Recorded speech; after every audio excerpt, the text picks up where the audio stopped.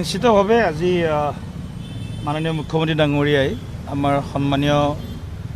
যিসকল মন্ত্ৰী বিধায়ক আৰু সাংসদ সকলোৰে লগত আজি NDAৰ এখন গুৰুত্বপূৰ্ণ বৈঠক মুখ্যমন্ত্ৰী সচিবালয়ত আহ্বান কৰিছে। আমি আশা কৰিছোঁ যে 2025ৰ এই সমাগত পঞ্চায়ত নিৰ্বাচন তাৰপিছত বিধানসভাৰ নিৰ্বাচন 26ৰ আৰম্ভণিতে আৰু লগতে কেইবাটাও উন্নয়ন যি পৰিষদ আছে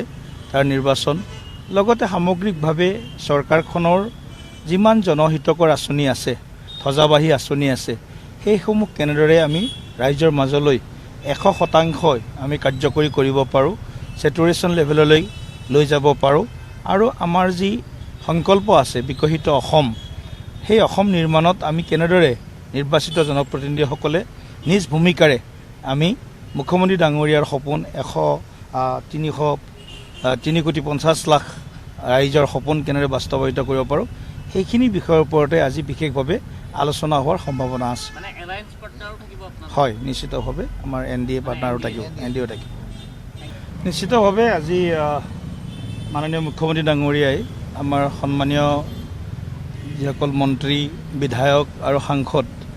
সকলোৰে লগত আজি NDAৰ এখন গুৰুত্বপূৰ্ণ বৈঠক মুখ্যমন্ত্ৰী সচিবালয়ত আহ্বান কৰিছে। আমি আশা কৰিছোঁ যে 2025ৰ এই সমাগত পঞ্চায়ত নিৰ্বাচন তাৰপিছত বিধানসভাৰ নিৰ্বাচন 26ৰ আৰম্ভণিতে আৰু লগতে কেইবাটাও উন্নয়ন যি পৰিষদ আছে তাৰ নিৰ্বাচন লগতে সামগ্ৰিকভাৱে চৰকাৰখনৰ যিমান জনহিতকৰ আঁচনি আছে ধ্বজাবাহী আঁচনি আছে সেইসমূহ কেনেদৰে আমি ৰাইজৰ মাজলৈ 100% আমি কাৰ্যকৰী কৰিব পাৰোঁ, চেটুৰেশ্যন লেভেললৈ লৈ যাব পাৰোঁ আৰু আমাৰ যি সংকল্প আছে বিকশিত অসম সেই অসম নিৰ্মাণত আমি কেনেদৰে নিৰ্বাচিত জনপ্ৰতিনিধিসকলে নিজ ভূমিকাৰে আমি মুখ্যমন্ত্ৰী ডাঙৰীয়াৰ সপোন 3,50,00,000 ৰাইজৰ সপোন কেনেদৰে বাস্তৱায়িত কৰিব পাৰোঁ সেইখিনি বিষয়ৰ ওপৰতে আজি বিশেষভাৱে আলোচনা হোৱাৰ সম্ভাৱনা আছে। হয়, নিশ্চিতভাৱে আমাৰ NDA পাৰ্টনাৰো থাকিব, NDAও থাকিব।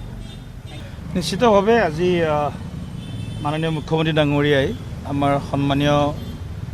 যিসকল মন্ত্ৰী বিধায়ক আৰু সাংসদ সকলোৰে লগত আজি NDAৰ এখন গুৰুত্বপূৰ্ণ বৈঠক মুখ্যমন্ত্ৰী সচিবালয়ত আহ্বান কৰিছে। আমি আশা কৰিছোঁ যে 2025ৰ এই সমাগত পঞ্চায়ত নিৰ্বাচন তাৰপিছত বিধানসভাৰ নিৰ্বাচন 26ৰ আৰম্ভণিতে আৰু লগতে কেইবাটাও উন্নয়ন যি পৰিষদ আছে তাৰ নিৰ্বাচন লগতে সামগ্ৰিকভাৱে চৰকাৰখনৰ যিমান জনহিতকৰ আঁচনি আছে ধ্বজাবাহী আঁচনি আছে সেইসমূহ কেনেদৰে আমি ৰাইজৰ মাজলৈ 100% আমি কাৰ্যকৰী কৰিব পাৰোঁ, চেটুৰেশ্যন লেভেললৈ লৈ যাব পাৰোঁ আৰু আমাৰ যি সংকল্প আছে বিকশিত অসম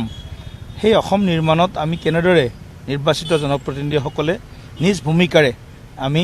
মুখ্যমন্ত্ৰী ডাঙৰীয়াৰ সপোন 3,50,00,000 ৰাইজৰ সপোন কেনেদৰে বাস্তৱায়িত কৰিব পাৰোঁ সেইখিনি বিষয়ৰ ওপৰতে আজি বিশেষভাৱে আলোচনা হোৱাৰ সম্ভাৱনা আছে। হয়, নিশ্চিতভাৱে আমাৰ NDA পাৰ্টনাৰো থাকিব, NDAও থাকিব। যিকোনো খবৰৰ বাবে যোগাযোগ কৰক 7099017330 লগতে 7099017110 নম্বৰত।